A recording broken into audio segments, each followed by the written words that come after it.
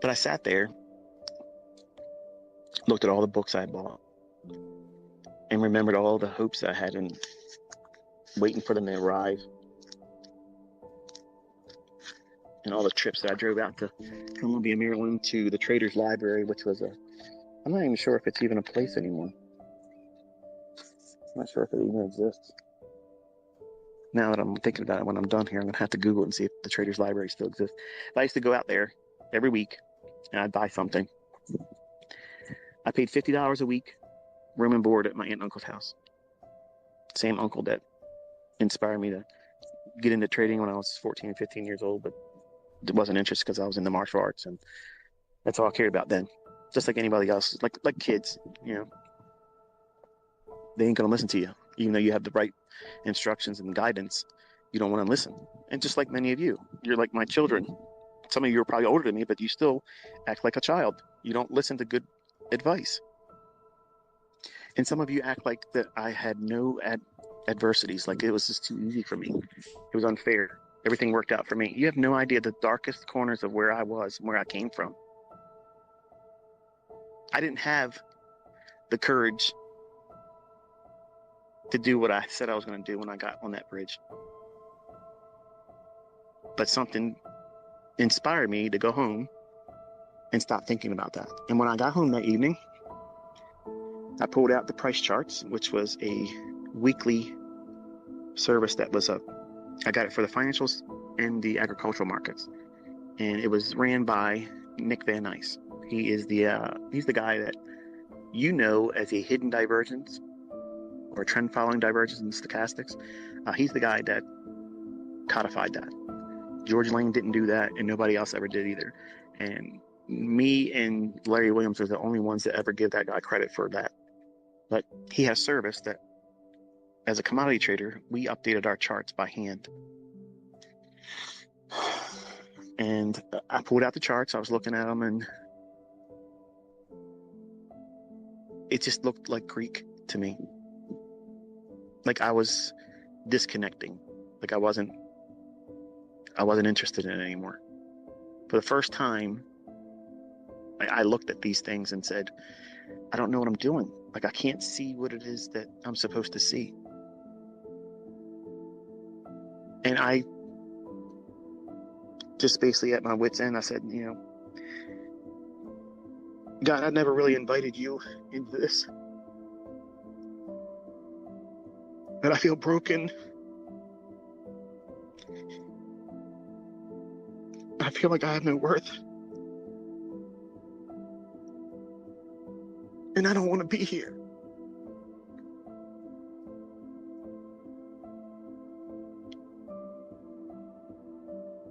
I was never more interested in anything else in my life prior to that day than I was in the markets. And in that day, I was ready to disconnect everything.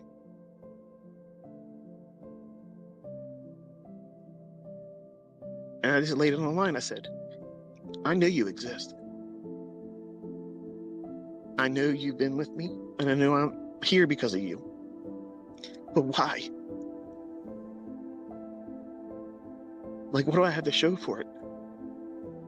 Like, I work so hard at this, and I can't get it to work.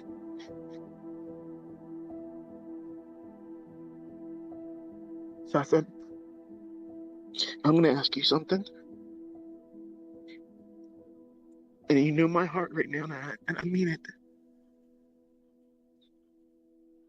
If you open my eyes and my understanding, I swear I'll spend the rest of my life helping other people do it.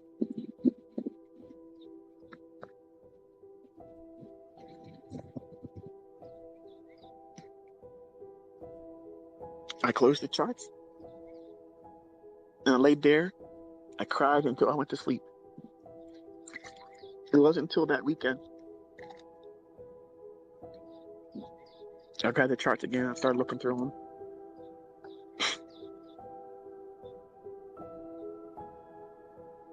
I was just literally looking at them, having no understanding of what it was I was going to look for. Nothing. And I thought about what I had asked. And I hear, look.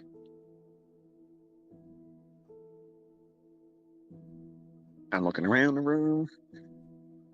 Now I'm crazy because now I'm imagining things because that's what I want it to happen.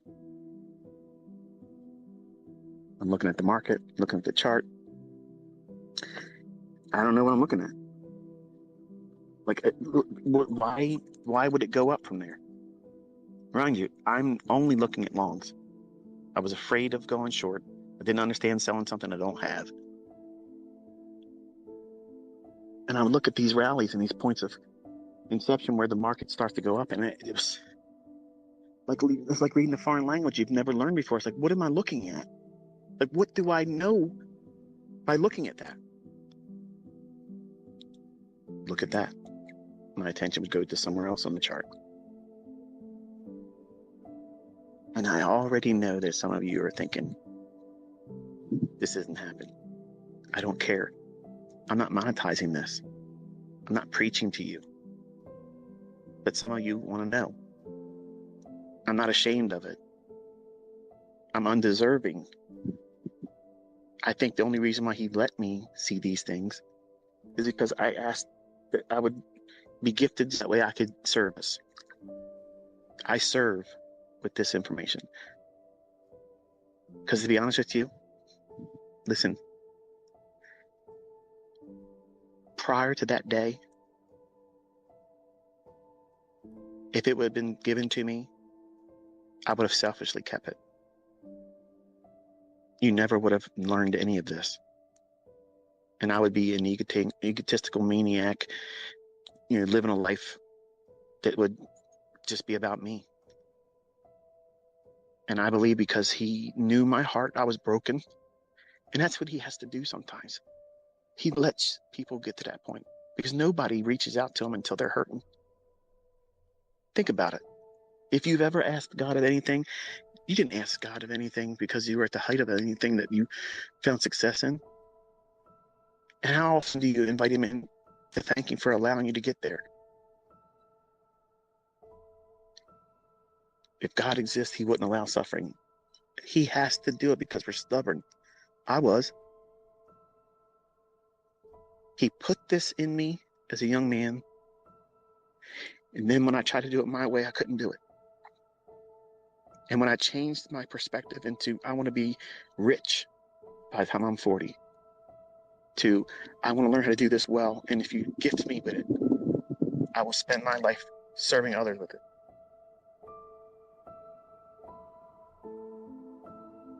And I think that's the kind of prayer he likes to answer.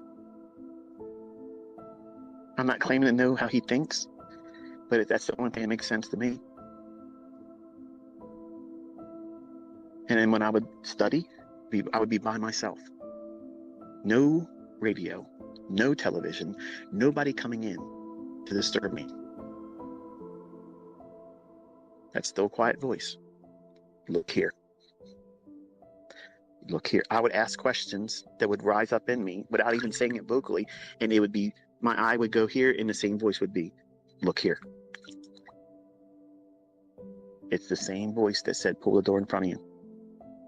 It's the same voice that told me the weight of my son Cameron before he came out and we videotaped it.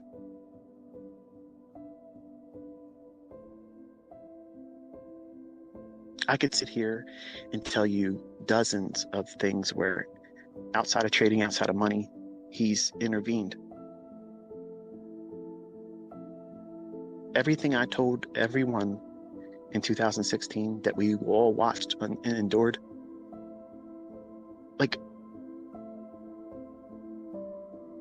at the time when I was saying it, I didn't know where it was coming from. But I spoke it, and it happened. I said Trump would be used as a fall guy, and the world economies would be affected by it. And America would be Venezuela 2.0. And we are seeing the early stages of that. I'm not going to go any more in that because they'll probably turn me off again, but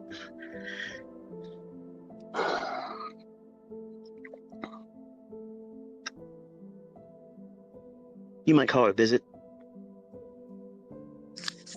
You might call it out of this world. Many of you are going to think it's made up, and That's fine. But I've already said I got $5 million that says none of you can find what I've been teaching existed in print, audio format, or video format before 1996. And nobody that ever says I've rebranded anything can come with the receipts. The social media just gives us this ability to feel like we can say anything we want. And there's a large populace of the community and people that use social media will believe anything that's said without doing any investigation on their own. You can't time.